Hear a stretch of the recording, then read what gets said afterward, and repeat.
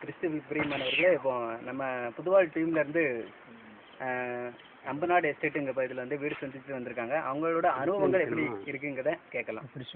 நம்ம சவர்ராஜனோட அண்ணனோட அனுபவங்கள் எப்படி இருக்குன்னு பார்க்கலாம்.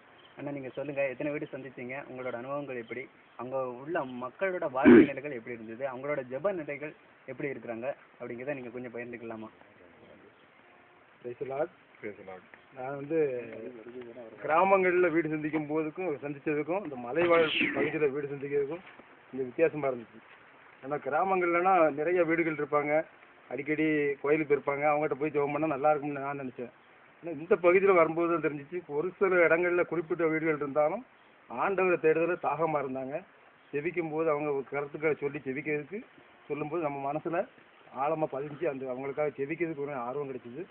அது மட்டும் இல்லை, நான் அந்த இடத்துக்கு வரும்போது இவ்வளோ உயரத்துக்கும் மேடு காடுகளுக்கெல்லாம் எப்படி இறங்கி ஏற முடியும் அப்படின்னு சொல்லி எனக்குள்ள மனசுக்குள்ள ஒரு சோர்வு ஏற்பட்டுது. ஆனாலும் அவங்க செபிக்க தூண்டுறதுனால, அவங்க செபிக்கக்கூடிய மனநிலையை பார்க்கும்போது, அந்த மக்களுடைய வாழ்வு நிலையை பார்க்கும்போது, இந்த மக்களே இவ்வளோ வேலைகள் செய்வதற்கும் கோயிலுக்கு போகிறதுக்கு கூட உயரமான இடத்துக்கு தான் போயிட்டு வந்தது.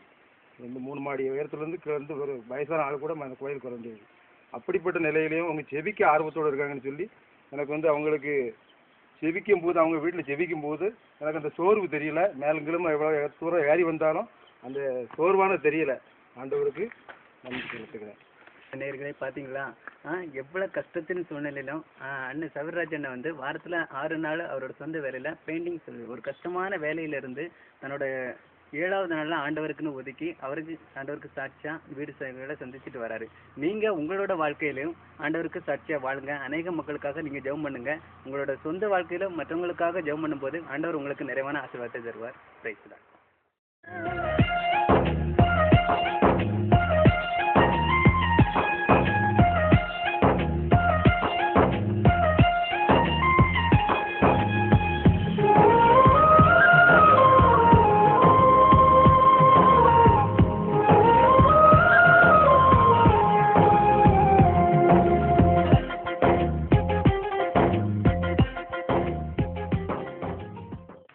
நம்ம டீம்லேருந்து புதுவாழ்வு டீம்லேருந்து இப்போ வீடு சந்திச்சுக்கிட்டு வராங்க. அந்த டீமில் 3ஆவதாக வந்திருக்கிறது நம்ம குத்துக்கல் வலசு அந்தோணி அண்ணனும் சுந்தராண்டிவரம் குமார் அண்ணனும். அவங்களோட அனுபவங்கள் எப்படி இருக்குன்னு நம்ம கொஞ்சம் பார்க்கலாமா? அண்ணன், நீங்கள் சொல்லுங்கள், எத்தனை வீடை சந்திச்சிங்க, உங்களோட அனுபவங்கள் என்ன, உங்களோட மக்களோட வாழ்க்கை நிலைகள் எப்படி இருந்தது, ஜெப வாழ்க்கையில் எப்படி இருந்ததுங்க, கொஞ்சம் பகிர்ந்துக்கலாமா? ஆனால் இது வந்து எனக்கு ஒரு புதிய ஒரு அனுபவம். என்ன கேட்டால், நான் எஸ்டேட்லேயே பிறந்து வளர்ந்துருந்தாலும் புதுவாழ்வு ஜெபக்குழுவோடு சேர்ந்து இந்த பணியை செய்கிறதில்ல நான் ஆண்டவருக்கு நன்றி செலுத்துகிறேன். ஏன்னு கேட்டால், கிராமங்களில் போய் சந்திக்கும் பொழுது நிறைய மக்களை சந்தித்தாலும், ஆனால் அந்த இருக்கிற ஒரு அனுபவத்தை விட ஆனால் அந்த எஸ்டேட்டில் இருக்கக்கூடிய மக்களுடைய அனுபவங்கள் மிகவும் ஒரு விசுவாசத்தில் தூண்டக்கூடிய அளவில் இருக்கக்கூடிய ஒரு அனுபவம். ஏன்னு கேட்டால், இங்கே எஸ்டேட்டில் இருந்து பார்த்தோம் அப்படின்னா எவ்வளோ மலைகள் இருக்கும், பனி, குளிர் எல்லாத்தையும் பொருட்படுத்தாமல் ஜெப வாஞ்சையோடு இந்த மக்கள் வந்து நிறைய ஆர்வமாக இருக்காங்க. ஆர்வத்திலையும் அதுபோக ஒரு இடத்துல இருந்து வீடுகள் வந்து ஒரு சில நம்ம கிராமங்களில் வந்து அடுத்தடுத்து வீடுகள் இருக்கும்.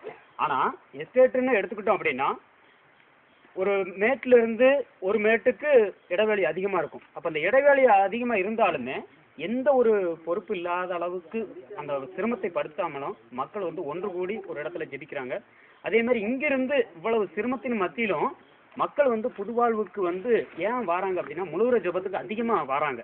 முழுவர ஜெபத்துக்கு வரும் பொழுது அவங்களுக்கு நிறைய அனுபவங்கள் கிடைக்குது. அதே மாதிரி ஆண்டவருடைய ஆசீர்வாதம் அதிகமாக கிடைக்கும். அப்போ அந்த ஆசீர்வாதத்தை பெற்றுக்கொள்வதற்காக இங்கிருந்து மக்கள் வந்து நிறைய வராங்க, வந்து முழுவர ஜெபத்தில் கலந்துக்கிறாங்க, மற்ற தியானங்களில் கலந்துக்கிறாங்க. ஆனால் அந்த ஆசீர்வாதத்தினால அவங்க கூப்பிட்ட மத்தியில் என்னுடைய புதுவாழ்வு ஜெபக்குழு இங்கே வந்து வீடு சந்திப்பதற்கு வந்திருக்கோம். அதே மாதிரி ஒரு பெரிய அனுபவம். ஆண்டவர் அவங்களுக்கு நம்ம வீடு சந்திக்கும் பொழுது அவங்களுக்கு ஒரு பங்கு என்றால் ஊழியர்களாகிய நம்ம இங்கே வரும் பொழுது நமக்கு 3 பங்கு நமக்கு ஆசீர்வாதம் கிடைக்கும். இதில் ஒரு பெரிய மகிழ்ச்சி என்னன்னா, ஆண்டவருக்கு ஒரு நாள் ஊழியம் செய்தாலும் நான் என் வீட்டாரும் ஆண்டவருக்கே ஊழியம் செய்வோம் என்ற வாக்கோடு எங்களுடைய சகோதரர்கள் அனைவரும் சேர்ந்து இந்த ஊழிய பணியில் நாங்கள் செஞ்சுக்கிட்டு இருக்கோம். இப்போது அந்தோணி அண்ணனோட அனுபவம் எப்படி இருக்குன்னு நம்ம பார்க்கலாம். அந்தோணி அண்ணன், சொல்லுங்கள் உங்கள் அனுபவத்தை. இப்போ இருந்த நிலைமைக்கு இப்போ இந்த மக்களை வந்து அம்பநாடு எஸ்டேட்டில் வந்து சந்தித்ததுக்காக ஒரு பெரிய ஒரு அற்புதமாக ஒரு கருத வேண்டியிருக்கு. ஒவ்வொரு குடும்பத்திலையும் போய் உங்களுடைய பிரச்சனைகள் என்னன்னு கேட்கும் பொழுது அவங்க சொல்லக்கூடிய ஒரு அளவு பெரிய ஒரு காரியமா இருக்கு. என்னன்னா கடவுள் மேல அவ்வளவு ஒரு பற்றுதல் நம்பிக்கை வைத்திருக்கிறாங்க. அந்த நம்பிக்கையின் மூலமாக கடவுள் பெரிய ஒரு ஆசீர்வாதத்தை கொடுத்துருக்காங்க. ஆனா நான் என்ன நினைச்சோம்னா நம்ம ஊர் வழியில் வந்து அடுக்கடுக்கா நிறைய வீடுகள் இருந்து ஒரு பொழுதுபோக்கு மாதிரி இருந்தாலும் மக்கள் இந்த காட்டுக்குள்ள தனியா இருந்து ஒரு வீட்டை அடுத்து போனா ஒரு 10-25 அடிக்கு அப்புறப்பட்டு தான் ஒரு வீடு இருக்கு. இந்த வீட்டு வழிலையும் தனியா காட்டுக்குள்ள இருந்து கடவுளுடைய மேல நம்பிக்கையை வைத்து இன்னைக்கு அவங்க ஒரு அற்புதமா மகிழ்ச்சியோடு இருக்கும் பொழுது நான் ஒரு ஊழியரனாக தன்னார்வ ஊழியனாக கடவுளுக்கு ஒரு பணி செஞ்சுட்டு இருக்கும் பொழுது இன்னும் அவங்களுடைய குடும்பத்தினுடைய இருக்க குறை நிறைகள்லாம் பார்க்கும்போது இன்னும் உற்சாகமா நான் இன்னும் ஆண்டவரோட நிரம்பி வழிய வேண்டும் என்று நினைத்து பார்க்கக்கூடிய சூழ்நிலை வருவது. ஆனால் ஒவ்வொரு கஷ்டங்கள் துன்பங்களும் பாரத்தின் மத்தியிலும் கூட ஆண்டவரை போற்றக்கூடிய எழுது அதிகாலையில் எழுந்து நான் ஆண்டவரை துதிப்பேன் பாடுவேன் அப்படின்னு சொல்லும் பொழுது பெரிய ஒரு மகிமை கிடைக்கும். அப்போ அதை வச்சு நம்மளும் உற்சாகமா கடவுளுக்கும் ஒவ்வொரு குடும்பங்களுக்கும் நல்ல ஒரு உற்சாக பணியை நாம் கொடுக்கணும். இந்த புதுவாழ்வு தியானத்திலிருந்து அநேக மக்கள் அங்கே முழுவீர ஜோதிக்கு வருவாங்க. அப்போ அவங்க எல்லாம் ஒவ்வொன்று பார்க்கும்பொழுது அவங்க மகிழ்ச்சியோடு வரும்போதும் மகிழ்ச்சியோடு போகும்போதும் பெரிய அற்புதங்கள் ஆண்டவர் செய்கிறாரு.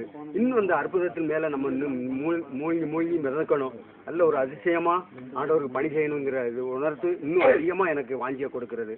அல்லேலூயா. ஃப்ரெண்ட்ஸ் பார்த்தீங்களா, நல்ல ஒரு அனுபவம், நல்ல ஒரு அனுபவத்தை பகிர்ந்துக்கிட்டாங்க. நீங்களும் உங்கள் வாழ்க்கையில் மற்றவங்களுக்கு ஜெபம் பண்ணுங்க, நீங்களும் சாட்சியாக வாங்க, நீங்களும் ஊழியமாக்கணும். அதான் எங்களோட வாஞ்சை. இந்த டிவிடி பார்க்குற எல்லாருமே நல்லா பார்த்து உங்களோட வாழ்க்கையில் ஒரு முன் உதாரணமாக இருந்துக்கோங்க.